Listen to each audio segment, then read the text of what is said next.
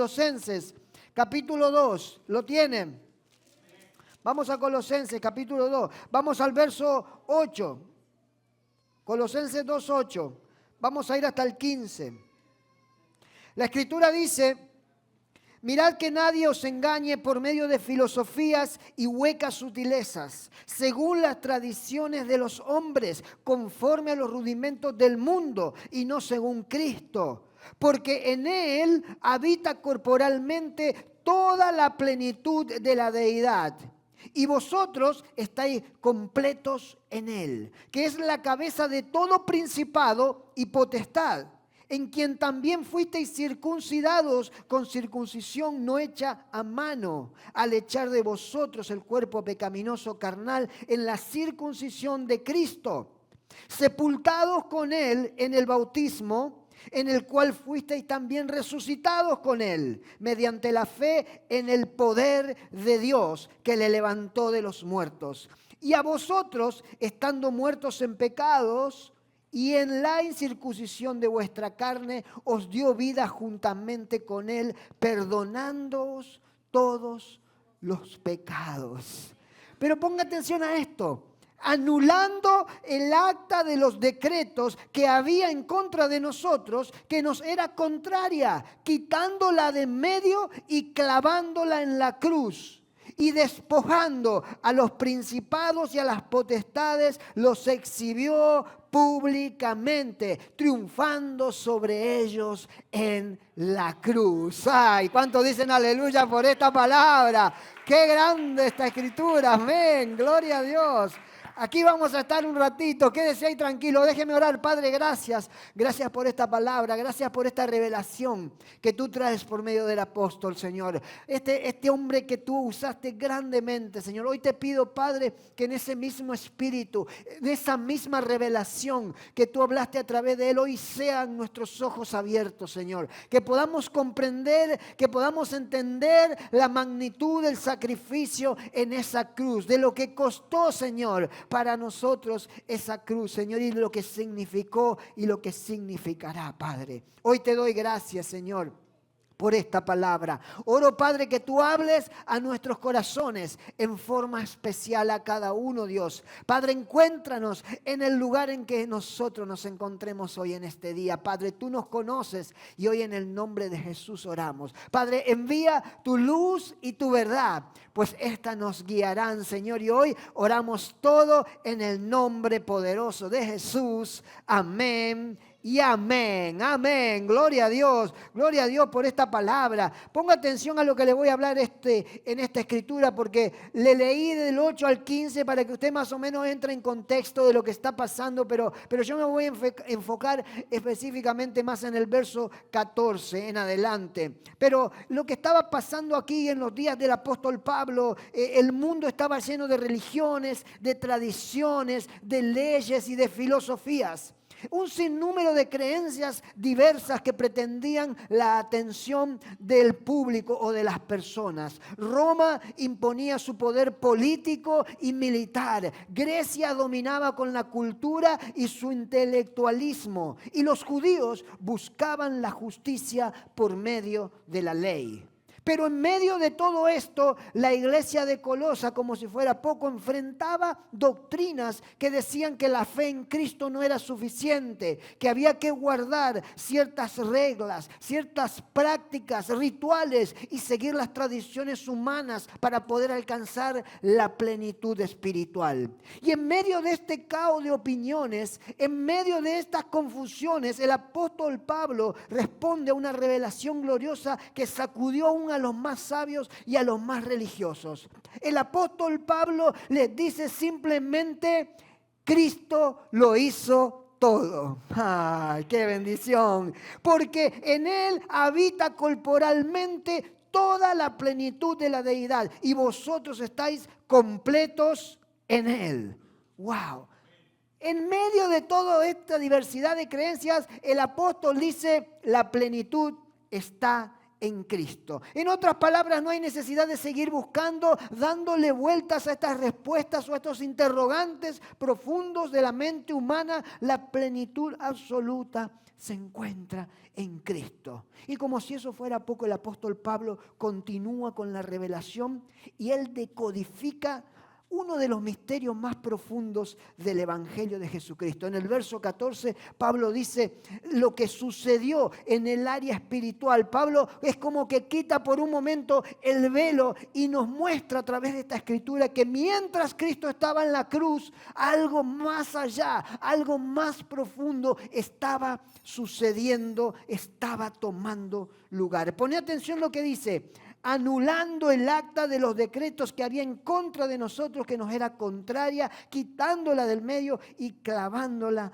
en la cruz. La cruz fue mucho más que un lugar de dolor y de sufrimiento, iglesia. La cruz por un momento en la historia de la humanidad, ahí Gólgota, el lugar de la calavera, se convirtió en un portal divino donde se conectaron el cielo con la tierra para dar lugar a un tribunal celestial, a un altar de sacrificio, pero también a un trono de gloria, donde el Cordero se coronó como el vencedor, iglesia. Allí en ese momento, en esa cruz, Dios juzgó nuestras rebeliones, anuló nuestros registros del pecado, destruyó el derecho legal que el enemigo tenía y proclamó un veredicto eterno de victoria por toda la eternidad que aún nos impacta y nos impactará a nosotros y a las generaciones que vienen detrás de nosotros.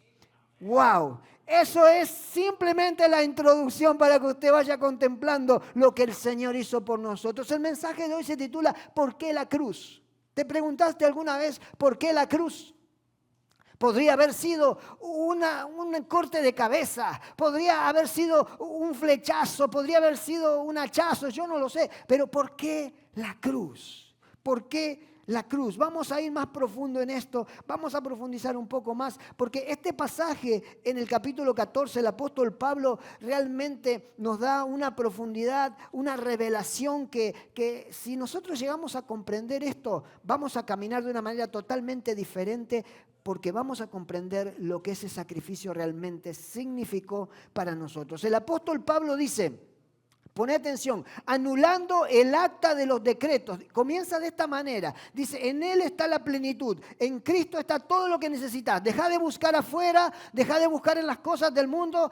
En Cristo está la plenitud que todos nosotros necesitamos. Esa paz interior que solo proviene de Él. Pero luego el apóstol va más profundo y dice, ¿por qué en Cristo está la plenitud? ¿Por qué es que en Cristo nosotros podemos tener esa paz interior, podemos sentirnos completos, realizados? Dice, porque esto fue lo que pasó cuando Cristo estaba muriendo en la cruz. Dice, anulando el acta de los decretos que había en contra de nosotros, que nos era contraria. Aquí comienza una revelación que el apóstol habla de una forma explícita y explica cuáles son las razones por las cuales la plenitud está en Cristo. Ahora, la palabra acta, ponga atención a esto, la palabra acta en griego es la palabra sheirografón, así se dice, sheirografón. Significa documento de deuda firmado con la propia mano. El acta que el apóstol Pablo está diciendo, Jesús clavó en la cruz del Calvario, esa palabra que él usa para describirla es un documento de deuda que significa o que está firmado con la propia mano. Ponga atención a esto porque esto es muy importante. En la antigüedad, el acta era un registro legal que contenía los cargos en contra de una persona. Eso era lo que era específicamente. Específicamente era en el contexto legal, en el mundo greco-romano, significaba una nota de deuda firmada con la propia mano del deudor, es decir, que él estaba reconociendo que tenía una obligación de pago. ¿Me sigue? Es cuando usted va a comprar algo y le hacen firmar.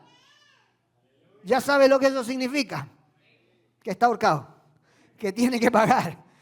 Eso es un acta, eso era un acta en el mundo, en los tiempos de Pablo, Un xilografón era el documento legal que una persona reconocía por escrito, que decía que tenía cierta obligación o que estaba sujeto a cierta obligación. Equivaldría hoy básicamente a una confesión de deuda o a un pagaré. Muchos de ustedes quizás están más familiarizados por esto. Cuando uno debe algo le hacen firmar un pagaré. ¿Qué quiere decir? Pagaré. Sí o sí, pagaré. Porque si no paga, ¿qué pasa? ¿Usted sabe cuáles son las consecuencias? Lo van a llevar a juicio. Si no paga, lo van a llevar a juicio. Bueno, el acta que llevaba la firma o el sello del deudor servía como una prueba legal que podía ser presentada justamente ¿en dónde? En un juicio, en un tribunal. Hasta que la deuda no fuera pagada por completo, el documento tenía poder o fuerza de condenación en contra de esa persona. Hoy le voy a hablar de términos legales. ¿Está preparado? Ay, yo sé que a algunos ya le está quemando la cabeza, pero hoy vamos a entrar a lo legislativo. Es por eso que el término implica algo escrito con su propia mano por el deudor. El deudor se comprometía. Ahora, en el plano espiritual, trayendo esto que el apóstol dice, cuando él dice el acta de los decretos que nos era contraria, en el plano espiritual eso representa el registro de nuestros pecados, el registro de nuestras rebeliones y las maldiciones que nos separaban de Dios. Todo lo que nosotros hicimos que a Dios le desagradó, cada pensamiento equivocado, cada enojo, cada bronca, cada problema en los que nos metimos, cada cosa en la que traspasamos la ley de Dios, está escrito en ese acta. Pero también ese xilografón sirve como un documento legal que le otorga poder, que le otorga autoridad legal al diablo para exigir una justicia sobre la transgresión. ¿Me sigue? Cuando usted peca, el diablo dice, tengo algo contra ti. Pero como él no puede hacer nada en contra tuyo, va delante del juez, que es Dios. Y dice, este traspasó tu ley. Quiero que se haga juicio. Ahora, ¿cómo es posible, se preguntará usted, que el diablo tenga un acta en nuestra contra? ¿Alguna vez se preguntó esto? Probablemente no. Prepárese, yo sé que a muchos ya le está quemando el coco, pero esto va profundo, apenas vamos empezando. ¿Cómo es posible que el diablo tenga un acta con todo lo que nosotros hicimos que nos es contraria y que pueda presentarse a pedir que se nos juzgue por lo que hacemos? Para eso tenemos que ir al principio. Tenemos que ir al Génesis. Génesis capítulo 3. Ponga atención a esto. En Génesis capítulo 3, verso 2, la Biblia dice, ¿se acuerda esta historia? Todos la conocemos. Y la mujer, ya empezamos mal, respondió a la serpiente. Ahora va a ver. Del fruto de los árboles del huerto podemos comer, pero el fruto del árbol que está en medio del huerto, dijo Dios, no comeréis de él, ni le tocaréis. Ponga atención a esto, para que no muráis. Entonces la serpiente dijo a la mujer, no moriréis, sino que sabe Dios que el día que comáis de él serán abiertos vuestros ojos y seréis como Dios, sabiendo el bien y el mal. Y vio la mujer que el árbol era bueno para comer y que era agradable a los ojos y el árbol codiciable para alcanzar sabiduría. Y tomó, ponga atención a esto, tomó de su fruto y comió y dio también a su marido, el cual comió como ella. Ahora, en el verso 3 dice la Biblia que le dijo, no comeréis. Pero ponga atención a lo que le dijo. Usted no puso atención. No tocaréis. No solo no lo comeréis, sino que ni siquiera lo tocaréis. Y aquí le va para usted. Con el pecado no se juega. No es que, lo toco un poquito. No es que un poquito voy para aquí, mira un poquito. No, con el pecado no se juega. Le dice, ni lo tocaréis. Ahora ponga atención a esto. Ni lo tocaréis. Luego dice que cuando Eva cae, ¿qué dice? ¿Y qué hizo Eva? ¿Lo comió? No, no dice lo comió. ¿Qué dice? Lo tomó. Lo tomó. Ponga atención a esto. Al momento que tomaron. ¿Por qué le dijo no lo toquéis? No, y lo tomó. No dice no lo comió. Solo dice no lo toquéis. Ponga atención a esto. Porque el diablo sabía que si Eva tocaba con su mano, estaba aceptando lo que la serpiente le había propuesto. Al momento que tomaron el fruto, al momento que pusieron la mano en el fruto, ellos aceptaron la propuesta de la serpiente. Ella aceptó la propuesta de la serpiente primeramente. Al momento que lo tomó, antes que Eva siquiera lo comiera, por medio de la acción de su mano, aceptó lo que la serpiente le propuso. Por medio de la acción de su mano, no solo aceptó lo que la serpiente le propuso, sino que, ¿qué te dije que era el acta? Un documento legal de una deuda firmada con la propia mano. Al momento que tocó el fruto, la acción de su mano firmó el acta de los decretos que le era contraria. ¿Me sigue? Usted no me está siguiendo esta mañana. Ahora ponga atención a esto. ¿Qué pasó? Al momento que Eva acepta la propuesta de la serpiente, firma con la acción de su mano, al tomar el fruto, pierde la gloria de Dios. Pierde la gloria de Dios. ¿Qué hubo? ¿Qué fue lo que hubo ahí? Un engaño. Porque la serpiente engañó a Eva. La serpiente la engañó. Pero guardate esto por un momento hasta el final. ¿Se acordará al final? ¿Qué hubo? Dígale que está al lado. Hubo un engaño. Dígale. Hubo un engaño. Dígale para que no se olvide. Hubo un engaño. Vamos un poco más profundo. Poné atención a esto. Vamos un poco más profundo. Te voy a leer la escritura. Hubo un engaño. Romanos 5:12 dice: por tanto, como el pecado entró al mundo por un hombre, ¿cómo entró? Dice, y por el pecado la muerte, así la muerte pasó a todos los hombres, por cuanto todos pecaron. ¿Puso atención a esto usted? Usted tiene que afinar el oído espiritual aquí, porque hoy va al profundo. Dice que el pecado entró al mundo, ¿por quién? Pero ¿cómo? Si quién fue la que comió. Ya estamos en problema aquí. Acá se liberaron las mujeres, como siempre. ¿Cuántos dicen amén? El pecado entró al mundo por un hombre, dice Pablo en Romanos. Pero si la que comió fue la mujer. El pecado entró al mundo por una mujer. ¿Será o no? ¿Por qué no dice porque el pecado entró al mundo por un hombre? No, porque no dice entró por una mujer si Eva fue la que comió primero. Pone atención a esto. Corintios 11:7, el apóstol Pablo revela este misterio. Porque el varón no debe cubrirse la cabeza, porque él es imagen y gloria de Dios. Pero la mujer es gloria del varón. Ay. Eva fue engañada, pero Eva perdió la gloria del varón. Usted no me siguió. Mientras Eva era engañada y el hombre no comía el fruto, había una esperanza. Porque Adán, como la Biblia lo describe más adelante, el primer Adán era el portador y la imagen de la gloria de Dios en la tierra. Si Adán se mantenía en obediencia, su gloria, la gloria que él portaba, tenía el poder para cubrir la desobediencia de su mujer. Esto va más profundo. Ya lo puse a pensar.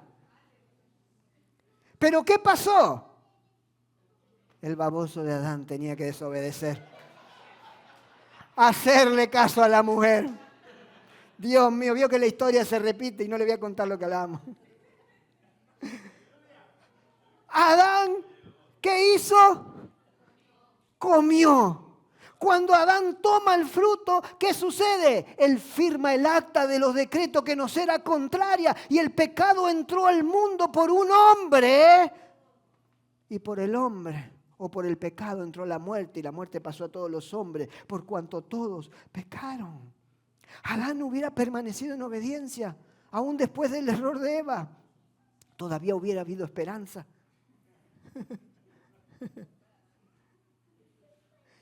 Si de la misma manera Adán hubiera hecho lo que hizo Cristo, el segundo Adán vino al mundo, se mantuvo en obediencia y cubrió a su esposa, la iglesia, de todos sus pecados.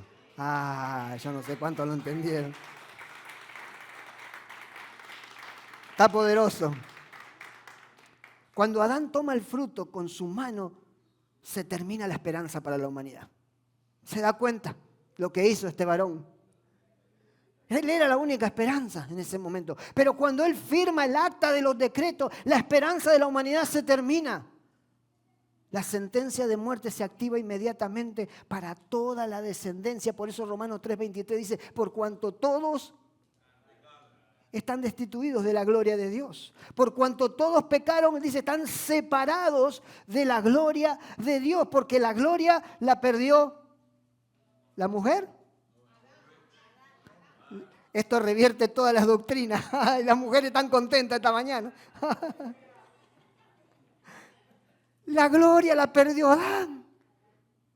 Romanos 6:23 dice, porque la paga del pecado es muerte. Hay una consecuencia. Cada uno de nuestros pecados forman parte de ese decreto. Cada uno de nuestros errores que cometimos forman parte en una línea de esa acta que el diablo tiene en su poder. Pero cuando Cristo murió, Él tomó ese documento, dice Pablo, y lo anuló en la cruz con su sangre. Hebreos 10:1-4 dice, porque la ley, teniendo la sombra de los bienes venideros, no la imagen misma de las cosas, nunca puede, por los mismos sacrificios que se ofrecen continuamente cada año, hacer perfectos a los que se acercan. De otra manera, cesarían de ofrecerlos, pues los que tributan este culto limpios una vez no tendrían más conciencia del pecado. Pero en estos sacrificios cada año se hace memoria de los pecados, porque la sangre de los toros y de los machos cabríos no puede quitar el pecado. Cada año, bajo la ley, el pueblo tenía que venir y sacrificar animales, porque la conciencia le remordía por sus pecados. La conciencia no estaba, pero Cristo llega y erradica por completo. La ley cubría temporalmente, pero Cristo destruye permanentemente. En Lucas 7:35 la Biblia dice que una mujer pecadora llegó a la casa de un fariseo y derramó un perfume de alabastro en los pies de Jesús. La Biblia dice que cuando los religiosos la vieron, lo primero que hicieron decir, si este fuera profeta, se hubiera dado cuenta quién lo está tocando, que es una mujer pecadora, que es una mujer impura, que es una mujer indigna. Pero mientras los fariseos la señalaban, la acusaban y levantaban el acta que le era contraria, Jesús con su gracia y con su amor estaba borrando el acta. Ay, Dios mío, que estaba pegada en la cruz del Calvario. El enemigo aún intentará traer a memoria nuestro pasado una y otra vez, pero en el cielo no hay ningún registro, iglesia. Romanos 8:33 y 34 dice, ¿quién acusará a los escogidos de Dios? Dios es el que justifica. ¿Quién nos condenará? Cristo es el que murió, más aún también el que resucitó y además el que está a la diestra del Padre. Romanos 8:1 dice, ahora pues ninguna condenación hay para los que están en Cristo Jesús, los que andan conforme a ¿qué? Al Espíritu y no a la carne. Lo que estoy tratando de decirte, iglesia, es que el expediente está cerrado. El acta fue anulada por la sangre del Cordero en la cruz. Cuando el diablo tráigate a memoria los pecados, recordarle su presente, está vencido. ¿Cuánto lo creen? Dale ese aplauso a Jesucristo que lo hizo por nosotros. ¡Aleluya! ¡Gloria a Dios! El Señor dice que anuló el acta. No hay expediente en el cielo. Usted vio cuando aquí da su famoso número. O en cualquier país. Le sale hasta de lo que estuvo enfermo en el 2000. Pero aquí en el cielo sale todo en blanco. Cristo anuló todo el acta. Pero me gusta porque el apóstol Pablo no se quedó ahí. Él profundiza un poco más todavía. Porque él dice, no solo anuló el acta de los decretos, sino que además la quitó del medio. ¿Cuánto dicen aleluya? Una cosa es que algo ya no funciona, pero sigue molestando, y otra es quitarla al medio. Es más o menos como esa ropa que usted tiene en el closet que se achicó. Aleluya. ¿Cuántos dicen amén? ¿A cuántos se le achica la ropa en el closet? Aleluya. ¿Y qué pasa cuando usted va al closet y dice, ¿qué me pongo hoy? Y empieza a pasar y aparece la que se achicó. Y aparece la que se achicó. Y dice, esta se achicó. Esta ya.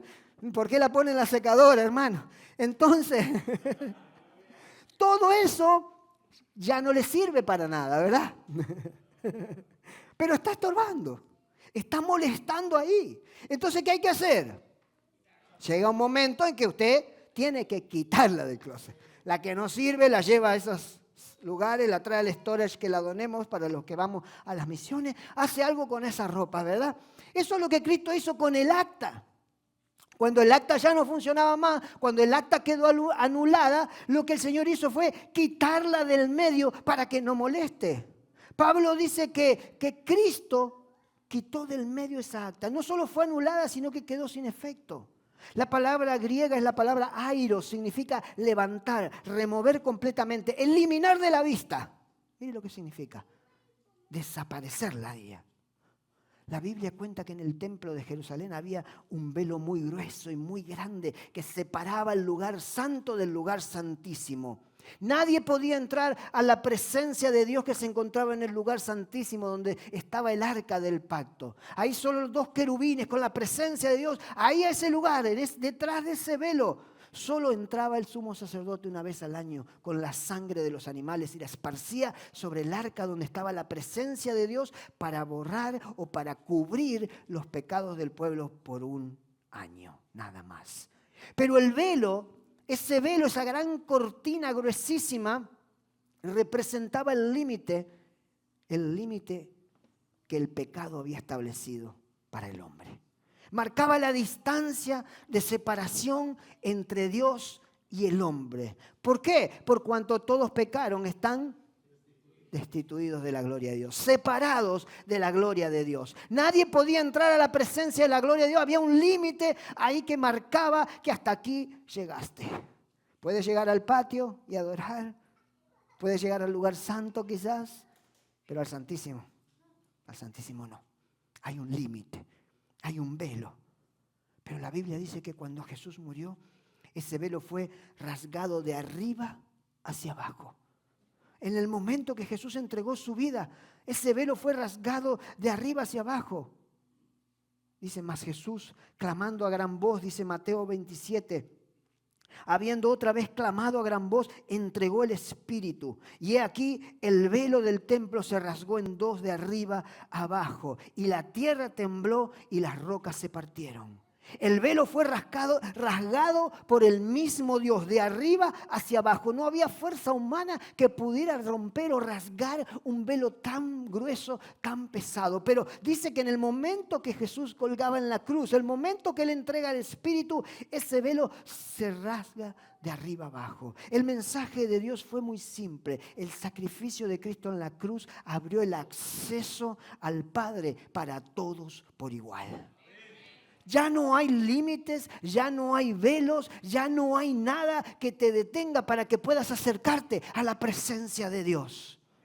Yo no sé si eso es buena noticia. ¿Cuántos dicen amén? Aleluya. La Biblia lo dice de esta manera en Hebreos 10, 19 y 20. Así que, hermanos, teniendo libertad para entrar en el lugar santísimo por la sangre de Jesucristo, por el camino nuevo y vivo que Él nos abrió a través del velo, esto es su carne.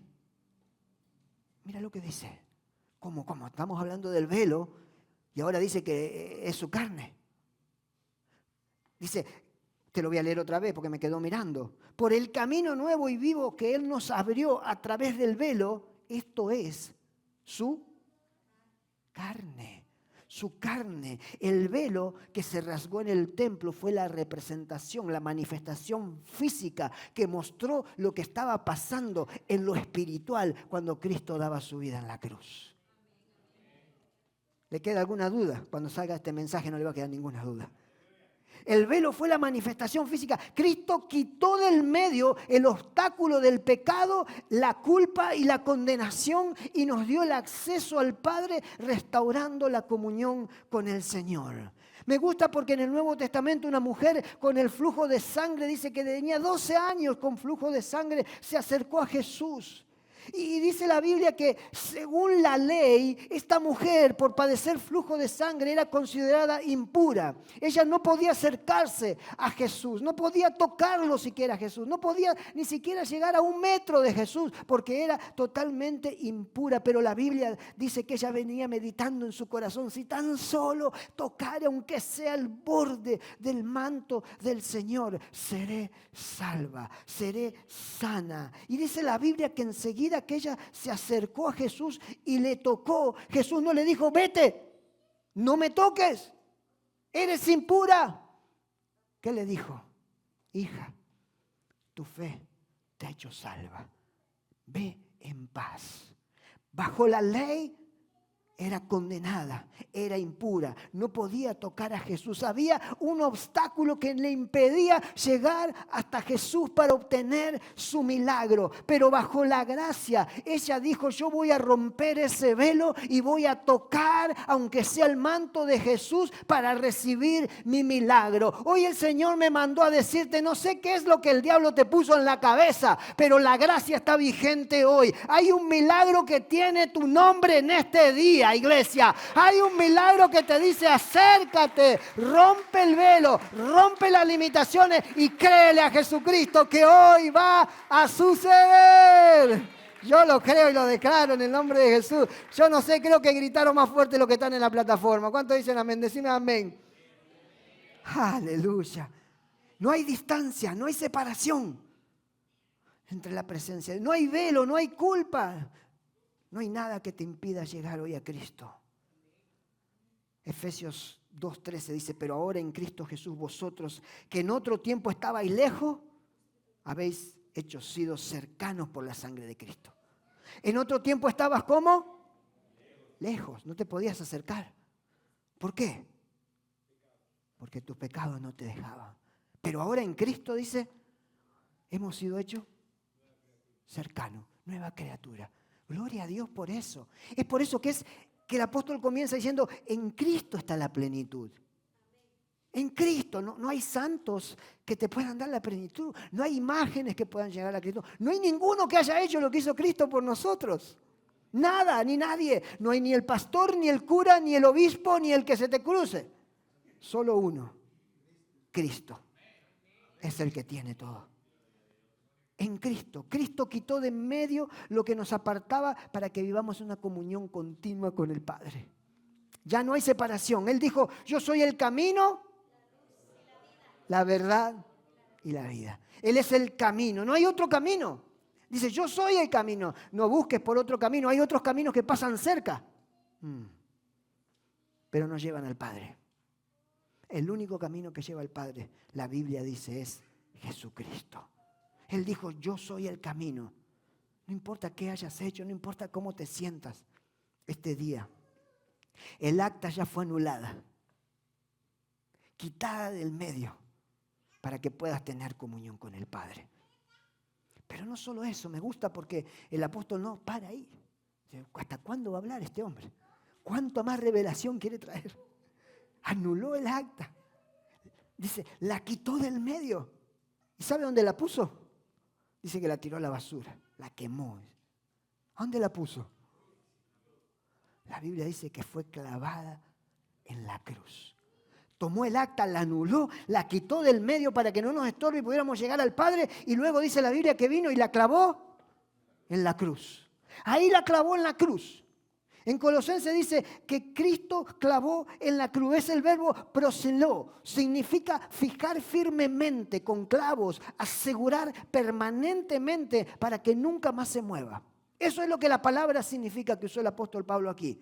En la crucifixión romana se colocaba sobre la cruz un cartel que todo el tiempo cuando crucificaban a alguien, en el cartel que colgaban arriba decía el motivo por el cual la persona había sido condenada. En la cruz de Cristo, según Juan 19:19, decía Jesús Nazareno, el Rey de los judíos. Eso podía leer todo el que pasaba en 3 idiomas. Pero en realidad, el cartel que estaba arriba de la cruz de Cristo decía mucho más. El cartel que estaba arriba de la cruz de Cristo, en el área espiritual, decía, es el acta de los decretos por todos los pecados de la humanidad. Espiritualmente estaba clavando ese documento que el diablo tenía en su poder para inculparnos. Cuando los clavos atravesaron las manos del Hijo de Dios, el acta estaba siendo fijada y la deuda fue expuesta, presentada en el tribunal del cielo. Ponga atención a lo que le digo. Cuando Jesús, dice la Biblia, hubo tomado el vinagre, Él dice que Él dijo, terminé con mi trabajo. Él dijo, bon voyage. ¿Cómo dijo? Farewell. ¿Qué dijo? Consumado es. ¿Por qué dijo consumado es? ¿Por qué no dijo nos vemos dentro de un tiempo? Espero que les vaya bien sin mí. Les sigo amando. No, dijo consumado es. Consumado es. Y habiendo inclinado la cabeza, entregó el espíritu. La palabra consumado viene de la palabra griega tetelestai. Tetelestai. Repítala, guárdela en su corazón. Tetelestai. ¿Sabe qué significa esa palabra griega? Pagado por completo. Pagado por completo. Era la expresión que se usaba cuando se cancelaba una deuda, cuando se pagaba una deuda por completo. En los tiempos antiguos se ponía esta palabra abajo, sellada, tetelestai. La deuda fue pagada por completo. Ya no tenés más ninguna obligación sobre esa deuda. Hebreos 9:12 dice, y por la sangre de los machos cabríos ni por los becerros, sino por la propia sangre, entró una vez para siempre en el lugar santísimo, habiendo obtenido eterna redención. Él pagó el precio por nuestros pecados en la cruz del Calvario. La Escritura dice, al que no conoció pecado, por nosotros lo hizo pecado, para que nosotros fuésemos, ¿qué? Justicia de Dios en Él, en Cristo, en la cruz. Ahora poné atención a esto y ya te dejo tranquilo. Bueno, creo. Cuando clavaron a Jesús en la cruz, en realidad estaban clavando el acta de los decretos que nos era contraria. ¿Me sigue? Es lo que dijo el apóstol Pablo en el pasaje que leímos en Colosenses, ¿verdad? Clavando el acta de los decretos que nos era contraria. A través del sacrificio de Jesús, una nueva acta con nuevos decretos fue presentada. Ahora, ponga atención a esto. ¿Qué le dije que hubo en el comienzo? Ah, qué bueno que se acuerda el hermano Javín, gloria a Dios. ¿Qué hubo en el comienzo? Un engaño. Ponga atención a esto. La Biblia dice que la primera acta de los decretos que nos era contraria se firmó en el momento en que las manos de Eva tocaron la prohibición por un engaño. El engaño fue lo que hizo que el hombre firmara el acta de la condenación con su propia mano, porque eso es lo que es un acta, una firma de un documento con su propia mano. Ahora aquí vas a entender la profundidad de este pasaje que todos nosotros conocemos muy bien. Padre, perdónalos, porque no saben lo que hacen. ¿Por qué el Señor diría eso? Yo sé que todos decimos, ay, el Señor era tan bueno que aunque lo estaban clavando, Él quería que los perdonara. No era eso solamente. Eso era parte de la historia. Pero en el área espiritual estaba pasando algo mucho más profundo y mucho más poderoso. El Señor dice, Padre, perdónalos porque no saben lo que hacen. ¿Sabés lo que estaba diciendo Jesús? Perdónalos porque no son sus manos las que me están clavando. Perdónalo porque no son sus manos las que están atravesando mi cuerpo, las que están atravesando el acta nueva de los decretos que se está levantando aquí. Padre, perdónalo, no eran las manos de esos hombres que estaban clavando a Jesús en el madero, eran las manos del mismo diablo que estaba usando a esos hombres que estaban clavando a Jesús. Él creía que matando a Jesús, otra vez la esperanza de la humanidad se acabaría de la misma manera que se acabó cuando engañó a Adán. Él creía que la esperanza de la humanidad quedaría sin efecto, pero mira lo que dice el apóstol Pablo. Ay, Dios mío. Corintios 2:7. Mas hablamos sabiduría de Dios en misterio, la sabiduría oculta, la cual Dios predestinó antes de los siglos para nuestra gloria. Para nuestra gloria. La que ninguno de los príncipes de este mundo conoció, porque si la hubieran conocido, no hubieran crucificado al Señor de la gloria. ¿Por qué dice esto el apóstol? Si hubieran conocido que a través del sacrificio de Jesús una nueva acta con nuevos decretos se levantaba, nunca lo hubieran crucificado. El diablo lo hubiera dejado que muera de viejo. El diablo hubiera dejado que quizás alguien lo matara, yo no sé, pero nunca lo hubiera crucificado. Porque él hubiera entendido que al crucificarlo, la nueva acta de los decretos tomaría lugar. Ahora pone atención porque la primera acta se firmó cuando Eva tocó. Eva aceptó la propuesta de la serpiente. Cuando el diablo, por medio de las manos de los que clavaron las manos de Jesús en la cruz, ejerce la acción de clavar, acepta la propuesta que Dios estaba trayendo a la humanidad por medio de Jesucristo. Y cuando el diablo acepta la propuesta, Jesús dice del otro lado, consumado es, la deuda está pagada. Hay una nueva acta de los decretos que dice, hay redención, hay perdón de pecado, hay restauración, hay vida eterna para todo aquel que cree en Jesucristo como su Señor y Salvador. Yo no sé si usted lo tiene y lo recibe esta mañana. ¿Cuántos dicen amén? El diablo por medio de... ¿Qué hubo? ¿Se dio cuenta? Si el diablo hubiera sabido, nunca lo hubiera crucificado. Pero dicen que el engañador... La historia se repite. Siempre termina engañado. Engañó a Eva, pero en la cruz el Padre lo engañó a él. ¿Cuántos dicen aleluya? Él pensó que ya no había esperanza. Dice, si acabo con el segundo Adán, con Cristo, la humanidad está perdida. El acta que presentó no tiene validez y la humanidad está bajo mi merced. Pero Cristo obedeció hasta la muerte. Y dice, pastor, ¿estás seguro que esto fue así? ¿Querés que te dé una más o te dejo? Venga el domingo que viene, ¿qué le parece? No, el domingo que viene continúo con la segunda parte. En la cruz, cuando el apóstol Pablo dice, clavando el acta de los decretos que nos era contraria, dice, anulando el acta de los decretos que era contraria, quitándola del medio y clavándola en la cruz, él está describiendo un tribunal celestial que toma lugar en la cruz del Cristo, donde Él paga el precio por todos nuestros pecados. En la cruz hubo una transacción. En la cruz se pagó la deuda. En la cruz la deuda que nosotros teníamos por el pecado la pagó Cristo. Cristo dijo, al que no conoció pecado, dice, tranquilo, yo pago, dijo Cristo. Qué lindo cuando va a comer por ahí alguien dice, yo pago.